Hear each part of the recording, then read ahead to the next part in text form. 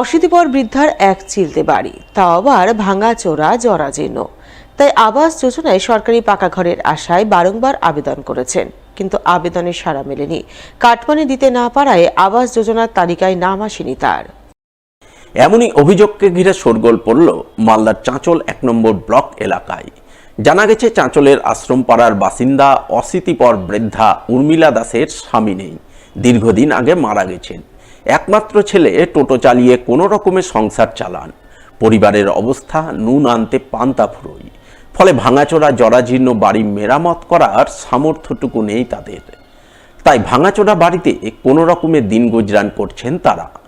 এমতাবস্থায় বৃদ্ধা উর্মিলা দাস সরকারি আবাস যোজনায় পাকা ঘরের আশায় বহুবার আবেদন করেছেন, কিন্তু সেই আবেদনে কোনো সাড়া মেলেনি। আবাস তালিকায় নাম আসেনি তার।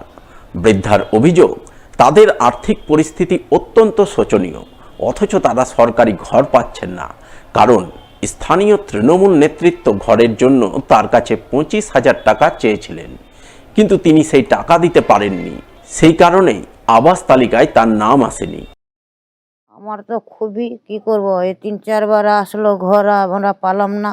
তার মধ্যে আবার বললাম যে, তা বলছে তৃণমূলরা বলছে কি বলে ২৫,০০০ টাকা লাগবে, তারপরে ঘর পাবা না, তা পাবা না। তাহলে ২৫,০০০ দিলে পরে টাকা অ্যাকাউন্টের টাকা ঢুকবে, তো ২৫,০০০ টাকা না দিলে ঢুকবে না। ঘরের অবস্থা তো আমার খুবই খারাপ। আবার ৩-৪ বার উঠায় নিয়ে গেল ছবি, কিছু পেলাম না। তার ইতিমধ্যে আবার বলছে এখন তৃণমূলরা বলে টাকা লাগবে। তা আমরা বললাম আমরা টাকা দিতে পারবো না, আমরা খাটতে পারি না। একটা ছেলে খাটে, টোটো চালায়, কত টোটো চালাবে? কোনো মতন আমরা দিন কাটছি। ঘরের চাল নাই, ঘর নাই, কিছু নাই, খাওয়া নাই, পড়া নাই, কত আমরা কষ্টতে চলছি। আমরা তো পাওয়ার যোগ্যই বাবা, তো কই আমরা পাচ্ছি না, কি করব। ঘটনায় বিজেপির স্থানীয় পঞ্চায়েত সদস্য প্রসেনজিৎ শর্মার অভিযোগ, তৃণমূল কাটমানির বিনিময়ে আবাস যোজনার ঘর দিচ্ছে। এই কারণেই প্রকৃত গরিব মানুষ আবাস যোজনা থেকে বঞ্চিত হচ্ছেন। কাটমানির এই প্রথাতে অনেকে প্রকৃত যারা ঘর প্রাপ্য, যাদের পাওয়ার কথা, তারা এখনও পর্যন্ত পাচ্ছে না। এটা পশ্চিমবাংলার তৃণমূল কংগ্রেস শাসক দল, তাদের নেতা কর্মীরা তারা ২৫,০০০ টাকা, ৩০,০০০ টাকা বিভিন্ন জায়গায় বিভিন্ন রকমভাবে কাটমানি তুলে ঘর দেওয়ার ব্যবস্থা করছে। এখন তার জন্য প্রকৃত যারা, তারা বঞ্চিত থেকে যাচ্ছে। যারা পয়সা দিতে পারছে তারাই ঘর পাচ্ছে। তবে প্রকৃতপক্ষে যারা, যে সার্ভের বিনিময়ে হওয়ার কথা ছিল, সার্ভেতে যে এত গরমিল এবং সেটা যে অর্থের জন্য যে পরিবর্তন হয়েছে, সেটা দেখেই বোঝা যাচ্ছে। প্রকৃত যারা বঞ্চিত হচ্ছে, এটাই তো হচ্ছে সবথেকে কথা। তাহলে পাচ্ছে কারা? তারা যারা অর্থ দিচ্ছে তারাই পাচ্ছে, এই হচ্ছে বিষয়। এই প্রসঙ্গে তৃণমূল পরিচালিত চাঁচল ১ নম্বর পঞ্চায়েত সমিতির পূর্ত কর্মাধ্যক্ষ অঙ্কুর পোদ্দারকে ধরা হলে তিনি বলেন, ওই বৃদ্ধার অবস্থা অত্যন্ত শোচনীয়, কিন্তু আবাস তালিকায় তার নাম আসেনি। সেই কারণে কিছু করা যাচ্ছে না।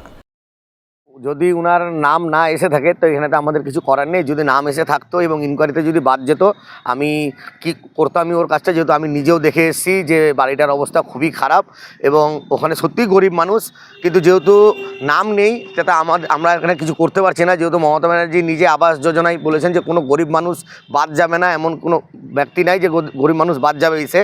তো আমি চেষ্টা করব, একবার বিডিও সাহেবের সাথেও কথা বলবো, যদি কোনো থাকে, উপায় থাকে, আবেদন করে তার যদি পাইয়ে দেওয়া যায়, তা আমরা ওটা চেষ্টা করব।